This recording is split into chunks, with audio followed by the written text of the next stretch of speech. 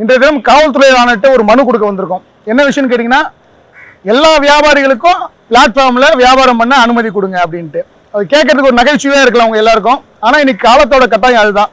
கொரோனாக்கு அப்புறம் நிறைய பேர் வியாபாரிகள் ஆகிட்டாங்க, அதுவும் பிளாட்ஃபார்ம் வியாபாரிகள் ஆகிட்டாங்க.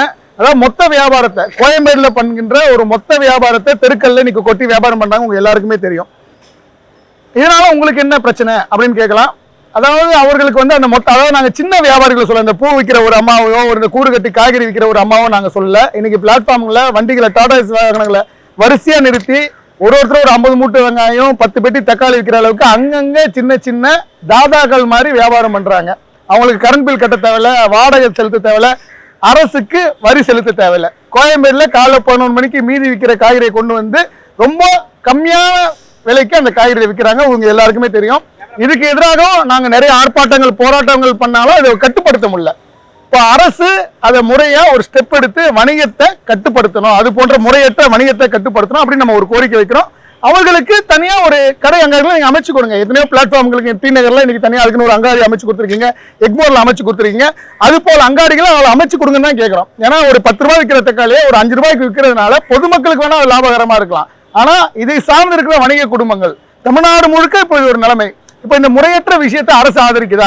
ஒரு புறம்போக்கு இடத்துல ஒரு வீடோ ஒரு மனையோ கட்டினா எந்த அளவுக்கு அரசு துரிதமா ஆக்ஷன் எடுக்குது? இன்னைக்கு காலைல கூட ஒரு சம்பவம், ஐஏஎஸ் கோட்டை வாசல்ல ஒரு வீடு கட்டிட்ட 7 வருஷம் இருந்தவங்களே இடிச்சு வெளில துரத்துறாங்க. அப்போ இது போன்ற விஷயங்களை அரசு ஊக்குவிக்கிறதுனால என்ன, அரசுக்கு வரி இழப்பு தான் ஏற்படுது.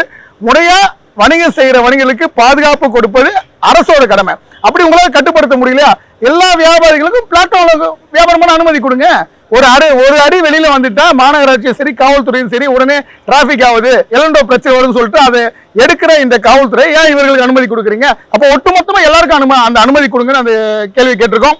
முதல்வர் கால்களுக்கும் இந்த கடிதம் போவோம் நாங்க நம்புறோம். நாளைக்கு மாநகராட்சிக்கும் இந்த கடிதத்தை அனுப்ப இருக்கிறோம்.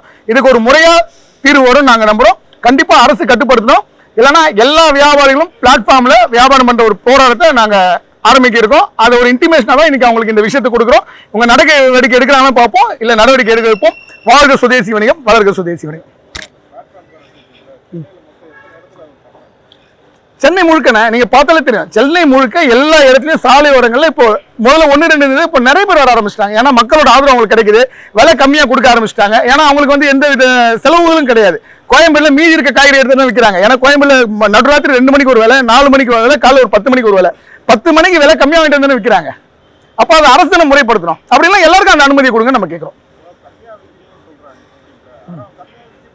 இல்ல உண்மை கம்மி தானே. நீங்க அதை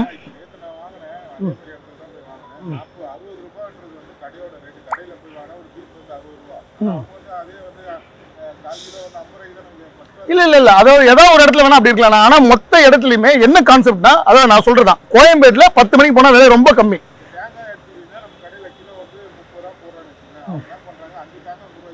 ஆமா,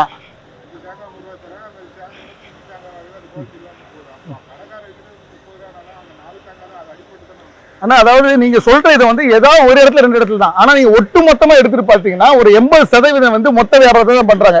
ஏதோ ஒரு சில 2 பேர் தான் இந்த மாதிரி விஷயங்களை பண்றாங்க. அதான் அதோட பாதிப்பு ரொம்ப அதிகம். நீங்க ஒட்டுமொத்தமா ஒரு சர்வே எடுங்க, மீடியாவில் ஒரு சர்வே எடுங்க, எந்த அளவுக்கு இந்த 2 வருஷத்துல பிளாட்ஃபார்ம்களை ஆக்கிரமித்து மொத்த வியாபாரம் செய்யறவங்க, மறுபடியும் சொல்றேன், மொத்த வியாபாரம் செய்யறவங்க, சில்லறை வியாபாரம் செய்யறவங்க நான் சொல்லவே இல்லை, அதிகமாயிடுச்சு. எல்லா இடத்துலயும் பள்ளிக்கரெல்லாம் பாத்தீங்கன்னா 4 கிலோமீட்டருக்கு வரிசையா வண்டி வச்சு பார்ப்பாங்க. நீங்க பார்த்து அந்த சத்துணவு காடு பக்கத்துல பார்த்தா தெரியும். அது போன்ற விஷயம் எல்லா இடத்துலயும் பரவிடுச்சு தமிழ்நாடு முழுக்க. அது கண்டிப்பா கட்டுப்படுத்த சொல்றோம். இல்லைன்னா எங்களுக்கு அந்த அனுமதியை கொடுங்க நாங்க கேட்கறோம். எங்களுக்கு அந்த அனுமதியை கொடுங்க.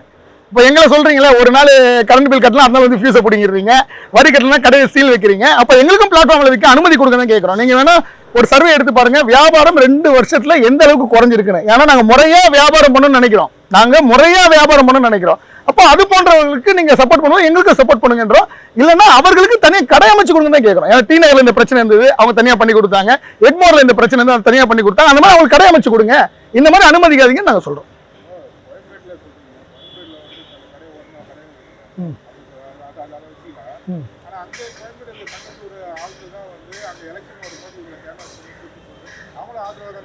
அதாவது 2 விஷயம் இருக்குண்ணா. இப்போ இந்த கோயம்பேடு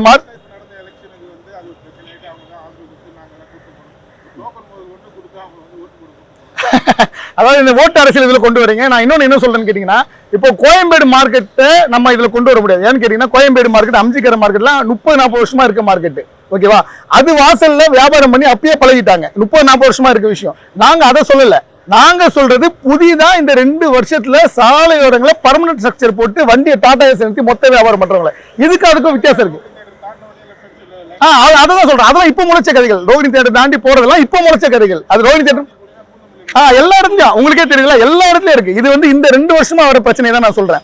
மத்தபடி கோயம்பேடு மார்க்கெட் வாசல் இருக்கவங்க காலங்காலமா இருப்பாங்க. இப்ப அம்ஜிக்கரை மார்க்கெட் வாசல் காலங்காலமா இருக்காங்க. அதெல்லாம் பழைய மார்க்கெட். நான் சொல்றேன், நீங்க சொன்ன மாதிரி ரோஹிணி தியேட்டர் வாசல்ல ஒரு டாடா ஏசி எடுத்து ஃபுல்லா நிறுத்தி பர்மனண்டா நிக்க ஆரம்பிச்சிட்டாங்க. அப்போ காவல்துறை அதை ஏன் கண்டுக்க மாட்டாங்க எங்களுக்கு தெரியல. அவங்க ஏதாவது மாமூல் வாங்குறாங்களா என்னன்னு எங்களுக்கு தெரியல. அதான் நான் ஓப்பனா சொல்றேன். அந்த மாதிரி தான் எங்களுக்கு அனுமதி கொடுங்கன்னு நாங்க கேட்கிறோம்.